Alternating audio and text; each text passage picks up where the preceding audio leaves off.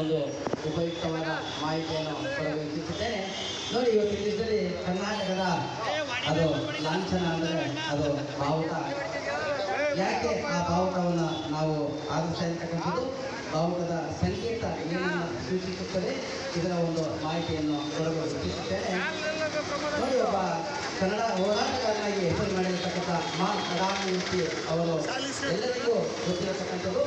ವೀರ ಸೇನಾನಿ ಅಂತ ಬಿರುದನ್ನು ಪಡೆದಿರತಕ್ಕಂಥ ಮಾ ರಾಮಮೂರ್ತಿ ಅವರು 1963ನೇ ಇಸವಿಯಲ್ಲಿ ಏಕೀಕರಣದ ನಂತರದಲ್ಲಿ ಅವರಿಗೆ ಚಿತ್ರದುರ್ಗದಲ್ಲಿ ಒಂದು ಕಾರ್ಯಕ್ರಮ ನಿಮಿತ್ತ ಅವರು ಚಿತ್ರದುರ್ಗಕ್ಕೆ ಹೋಗಿರ್ತಾರೆ.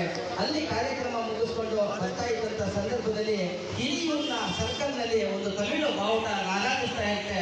ಅವರು ಅವತ್ತಿನ ದಿವಸದಲ್ಲಿ ಕಂಡಾಮಂಡಲವಾಗಿರ್ತಾರೆ ಮಾ ರಾಮಮೂರ್ತಿ ಅವರು.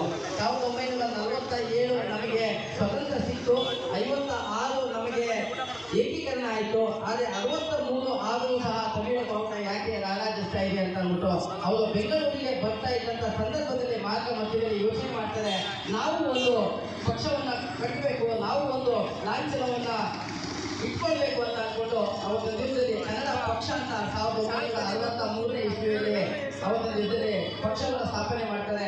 ಮತ್ತೆ ಬಾವುಟದ ರಚನೆ ಯಾವುದು ಆಗಿರಬೇಕು ಅಂತ ಒಂದು ಯೋಚನೆ ಮಾಡ್ತಾ ಇದ್ದಂಥ ಸಂದರ್ಭದಲ್ಲಿ ಅದಾಗಲೇ 1956 ನವೆಂಬರ್ 1 ಇದೇ ಬೆಂಗಳೂರಿನ ಮೈಸೂರು ಬ್ಯಾಂಕ್ ಸರ್ಕಲ್ ಅಂತ ಇರತಕ್ಕಂಥ ಮೈದಾನದಲ್ಲಿ ಅವತ್ತಿನ ದಿವಸದಲ್ಲಿ ನಮ್ಮ ರಾಜ್ಯಪಾಲರಾಗಿರತಕ್ಕಂಥ ಜಯಚಾಮರಾಜೇಂದ್ರ ಒಡೆಯರು ಮತ್ತೆ ಅವತ್ತಿನ ದಿವಸದಲ್ಲಿ ಪ್ರಥಮ ಪ್ರಜೆ ಆಗಿದ್ದಂಥ ಬಾಬು ರಾಜೇಂದ್ರ ಪ್ರಸಾದ್ ಅವರು ಅವತ್ತಿನ ದಿವಸದಲ್ಲಿ ಮೊದಲ ಏಕೀಕರಣದ ಮುಖ್ಯಮಂತ್ರಿ ಆಗಿದ್ದಂಥ ಎಸ್ ನಿಜಲಿಂಗಪ್ಪನವರು ಅಲ್ಲಿ ಇದ್ದಂಥ ಸಂದರ್ಭದಲ್ಲಿ ಒಂದು ನಾಡಗೀತೆಯನ್ನು ಹಾಡಿದಂಥದ್ದು.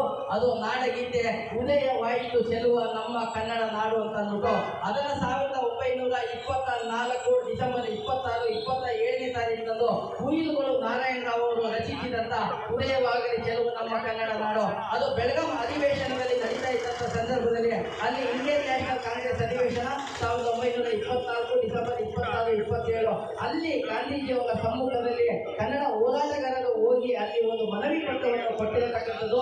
ನಮಗೆ ಅರಿದು ಹಂಚಿ ಹೋಗಿದ್ದಂಥ ಭಾಷೆಯ ಪ್ರಾಂತೀಯ ಪ್ರದೇಶಗಳು ಒಟ್ಟಿಗೆ ಸೇರಬೇಕು ಅಂತ ಒಂದು ಮನವಿ ಪತ್ರ ಕೊಟ್ಟಂಥ ಸಂದರ್ಭದಲ್ಲಿ ಮಹಾತ್ಮ ಗಾಂಧೀಜಿಯವರು ಆತ್ಮಪೂರ್ವಕವಾಗಿ ಅದನ್ನು ಸ್ವೀಕರಿಸಿ ನನ್ನದು ಸಹ ಸಹಮತ ಇದೆ ಈ ನಿಟ್ಟಿನಲ್ಲಿ ಅವತ್ತಿನ ದಿವಸದಲ್ಲಿ ಹಾಡಿದಂಥ ಅದು ನಾಡಗೀತೆ. ಇವತ್ತಿನ ದಿವಸದಲ್ಲಿ ಅದು ಹೆಣ್ಣಿನ ಸಂಕೇತ ಅಂದರೆ ಅದು ಹೆಣ್ಣು ಅಂದಾಕ್ಷಣೆ ಅದು ಮುತ್ತೈದೆಯ ಸಂಕೇತ. ಅರಿಶಿನ ಕುಂಕುಮ ಶೋಭಿತೆ ಚಿರಂಜೀವಿ ಸೌಭಾಗ್ಯವತಿ ಎನ್ನುವ ನೆಲೆಗಟ್ಟಿನಲ್ಲಿ ನಾವು ತಾಯಿ ಭುವನೇಶ್ವರಿಯನ್ನ ನಾಡ ದೇವತೆಯಾಗಿ ಆಚರಣೆ ಮಾಡ್ತಾ ಇರತಕ್ಕಂಥದ್ದು. ಈ ನಿಟ್ಟಿನಲ್ಲಿ ಹೆಣ್ಣು ಅಂದ ತಕ್ಷಣವೇ ಅದು ಅರಿಶಿನ ಕುಂಕುಮ ಶೋಭಿತೆ. ಈ ನಿಟ್ಟಿನಲ್ಲಿ ಅರಿಶಿನ ಮತ್ತೆ ಕುಂಕುಮದ ಬಣ್ಣದ ರಚನೆಯಾಗಿ ರಚಿತವಾಗಿರತಕ್ಕಂಥ ಅದು ಮಾ ರಾಮಮೂರ್ತಿ ಅವರ ಕೊಡುಗೆ. ಇವತ್ತಿನ ದಿನದಲ್ಲಿ ಕನ್ನಡ ಉಳಿಯುವವರೆಗೂ ಅದು ಅಜರಾಮರವಾಗಿರ್ತಕ್ಕಂಥ ಒಂದು ಬಾವುಟದ ಸಂಕೇತ ಅಂದರೆ ಅದು ಅರಿಶಿನ ಕುಂಕುಮ. ಈ